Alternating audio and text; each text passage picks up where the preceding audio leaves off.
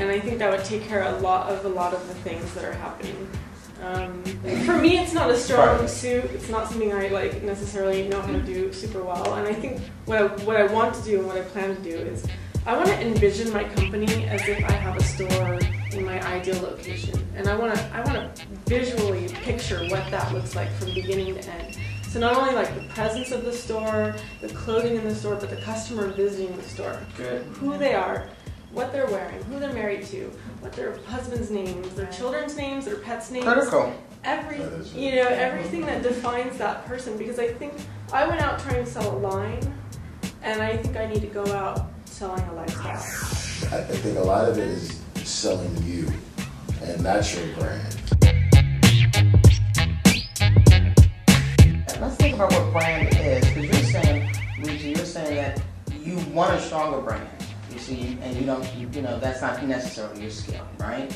So, and Keisha, what about you? What's your brand? When you talk about brand, and then I'm going to ask the brand expert. And then I want to say, does branding, how does branding correlate with PR? Because that's a huge correlation there. So, what do you think about branding? And then we'll ask Stephanie, and then we'll want to go back to Yinan. I was really focused on my brand when I first started researching the company and doing my business plan. I really thought about my logo, the colors, what I wanted to project. Actually, before we even launched, I started a newsletter. And, we did a monthly newsletter, and it was just things like, hey, we got our labels, hey, we got, we're starting to do this. So I just wanted to get my name in front of people. I found that people really respond. I'll go places and say, oh, I have a children's company. They say, oh, I've seen this before, or I've heard that name, Yazi. Yazi, what does that mean? But what I found is I've concentrated so much on my branding and getting my name out there that I find that people are now like, oh, Yazi Rose, I know you. What do you have, to offer? And my production and my designing has been lagging. It's always something, right? It's always something. No, it is. Then you have to decide what's priority. It's so true. What's priority? And when it's only you, as most entrepreneurs start off, it's so hard to prioritize to do what's everything. the most important. So one of the things that I recommend then, because it is, typically, a one-person shop, to begin, one or two people, but you have to create a team even if they're not your employees. You have to put people in place that are critical to your vision and what you need. Because I think for you, you are the designer. So you have to look and say what has to be strengthened, and the importance of production, of course, that's critical. That's key, because that's bringing the money in the door, right? And operating efficiently, whatever that means to each company, and then looking at what marketing is overall, because I think that PR and branding and advertising, all that comes under marketing, and understanding what that means and how do you budget for that, because that's what it's about too, right?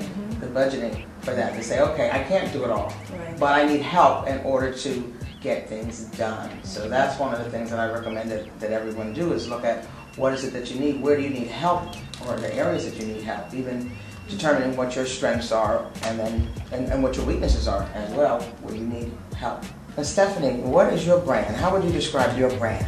Well, when we started, thankfully I have a business partner. Our logo was something we just bought font and did. The colors, we just tried to stay really neutral and clean, so that way we can be more innovative with our design part of it. And with that, it just made it really easy to be able to brand out. So now, let's ask expert here. Well, first of all, and back to making money, most of these designers, as you know, have investors. And if there is not, to me, a 10-year, not a 3-year or 5-year, a 10-year plan from the beginning, and part of that plan includes an investor, which means that first few years, you're not going to see all of that. Right. When it comes to the brand, she's a walking billboard. She's wearing it. And I know that style immediately. And I said, I know who that is. One thing you said that's critical, I do publicity. I will bring on someone to do marketing. I will bring on a graphic designer. I will bring on the advertising expert. It has to be separate. And when you begin to have the designer trying to do all that, it becomes one big blur, and you don't get that because you're all.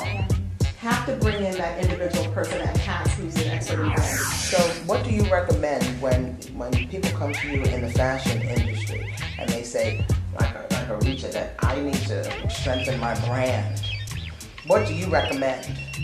Because we're talking to, I'm sure, an audience